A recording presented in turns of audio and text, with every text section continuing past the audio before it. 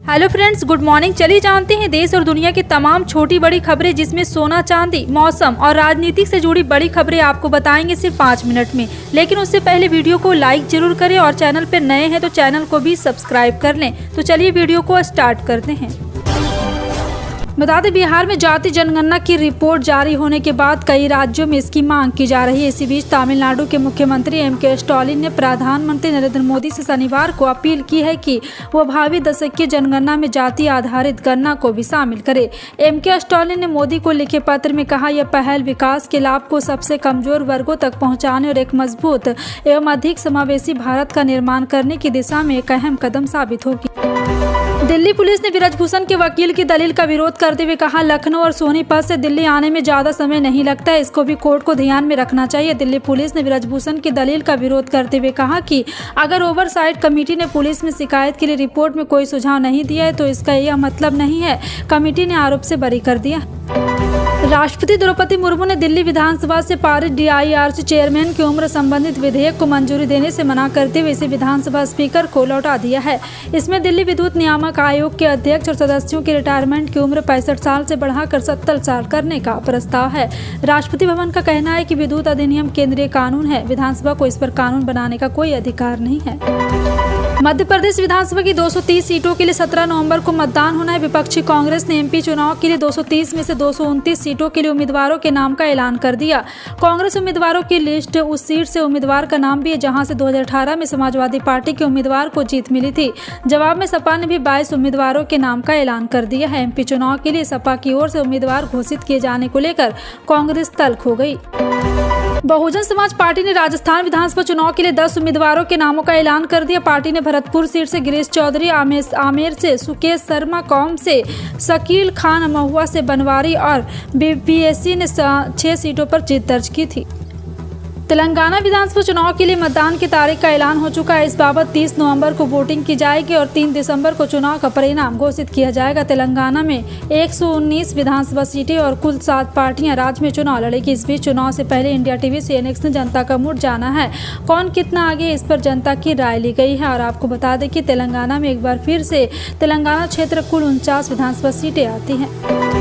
विपक्षी गठबंधन इंडिया के 2 प्रमुख दल कांग्रेस और समाजवादी पार्टी के बीच कुछ ठीक नहीं चल रहा। मध्य प्रदेश में सीट बंटवारे को लेकर यह विवाद शुरू हुआ था, जिसके बाद अखिलेश यादव ने कांग्रेस पर निशाना साधा था। इसके बाद अब अलग अलग दलों के नेता इस पर अपनी प्रतिक्रिया दे रहे हैं। अखिलेश यादव के बयान पर प्रतिक्रिया देते हुए CPI के महासचिव D राजा ने कहा, समाजवादी पार्टी, कांग्रेस पार्टी और यहाँ तक कि वामपंथी दल गठबंधन बैनर तले एक साथ है। अब अतीत क्यों खोदना, अब हमें वर्तमान में आना होगा और भविष्य की ओर देखना होगा। इजरायल हमास युद्ध के 14 दिन बीत चुके हैं। इस दौरान इजरायल डिफेंस फोर्सेस की ओर से हमास आतंकियों को लेकर विशेष डेटा जारी किया गया।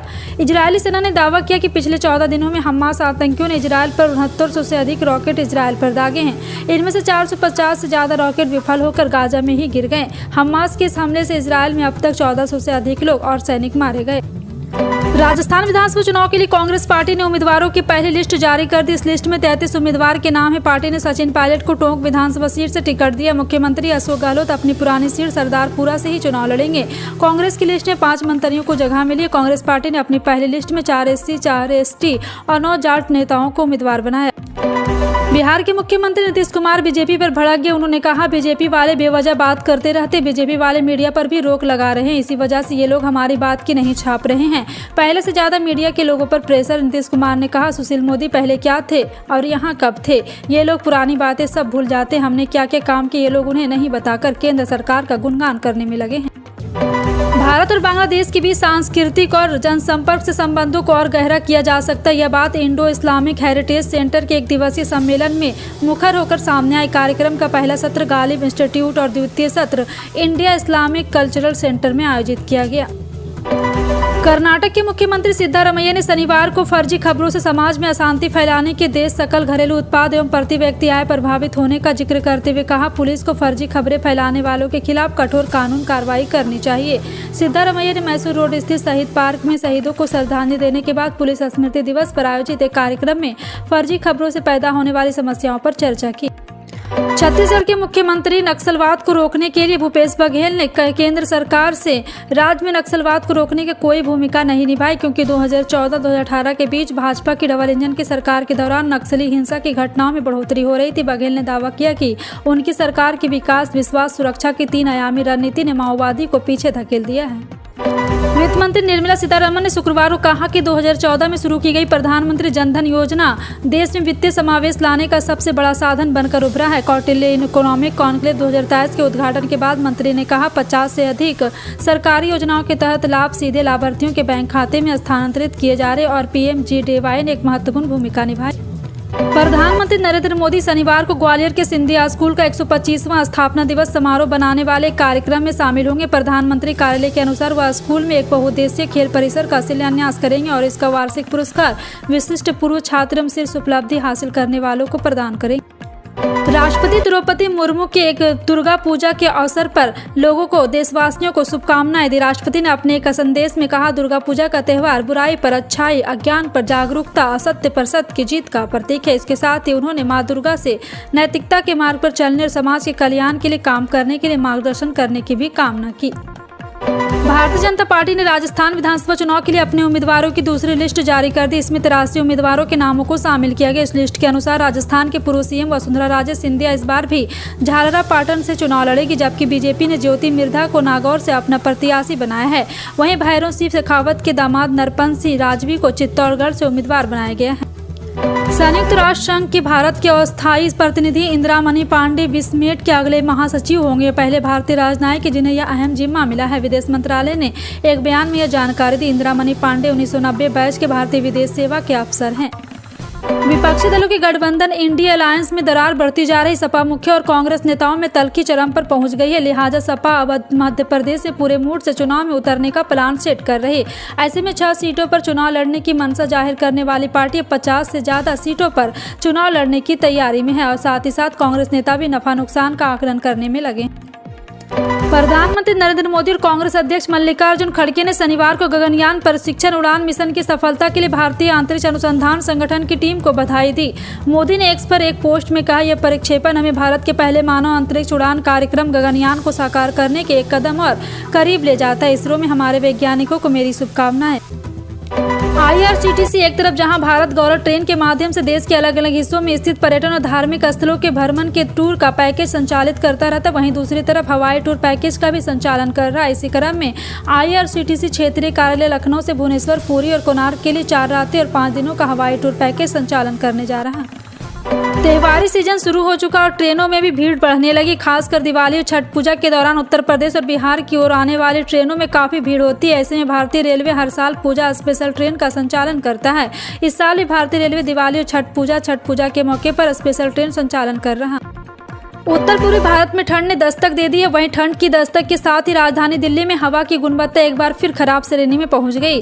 केंद्रीय प्रदूषण नियंत्रण बोर्ड के अनुसार वायु गुणवत्ता सूचकांक 2024 दर्ज किया गया। इस बीच शहर में इस सीजन का सबसे कम न्यूनतम तापमान 15.8 डिग्री सेल्सियस दर्ज किया गया है।